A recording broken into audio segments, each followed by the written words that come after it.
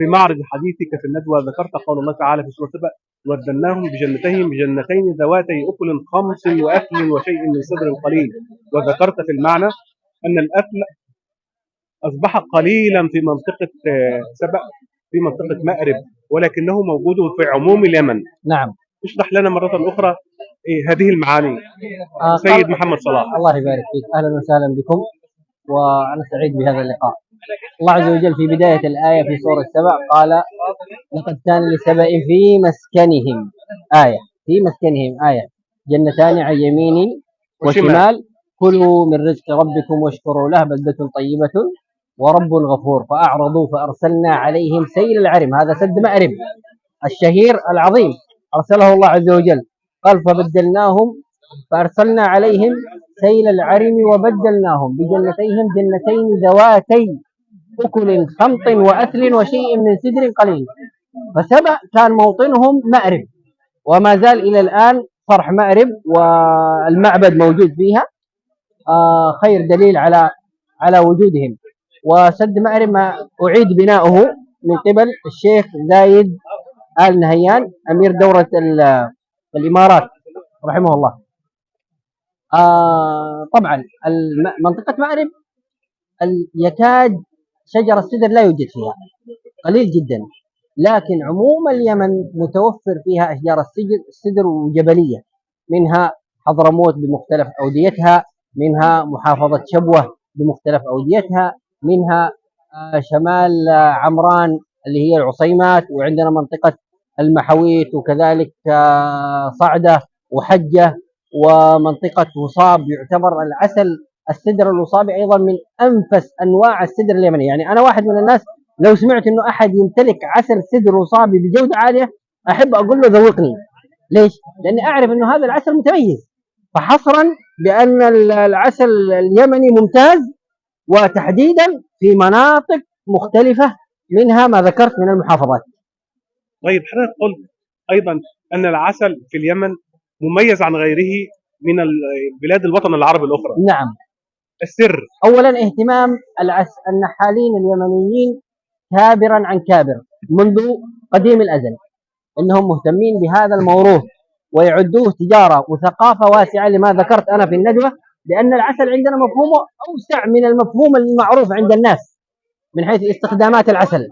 إحنا العسل عندنا للهدايا، عندنا للمريض، عندنا للمسافر، عندنا للعريس، عندنا لكل شيء العسل يستخدم. فهذا خلى الناس تهتم بهذا المنتج. أضف إلى ذلك وهو الجوهرة المكنونة اللي هو تضاريس اليمن.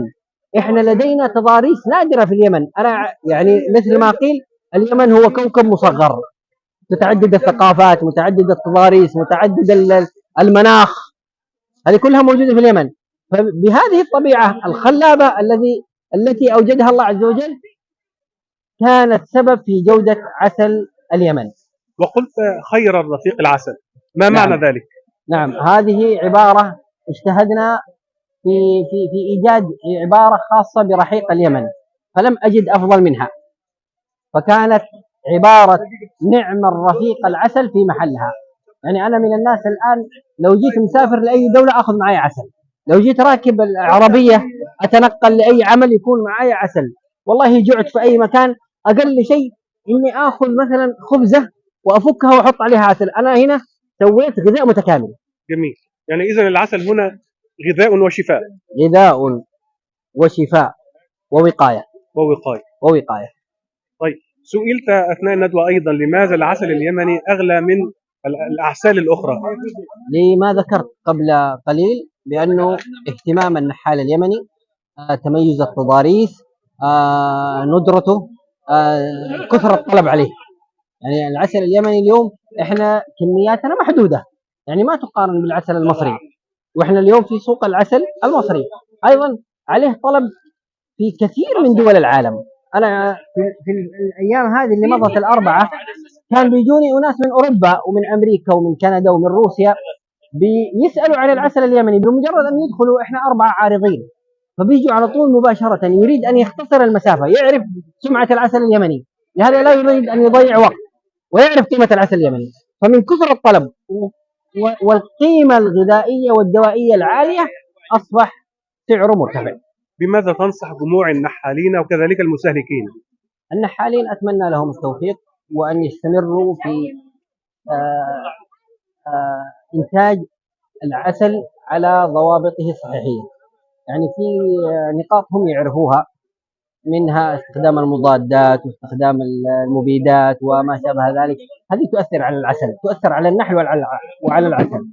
فنتمنى انهم يعني يركزوا ويختاروا المناطق المناسبة. ايضا موضوع فصل الاعسال بعضها عن بعض، لانه انت حتمر في السنة على اكثر من موسم، مثلا البرسيم، ثم ياتيك الموالح مثلا، ويجيك السدر.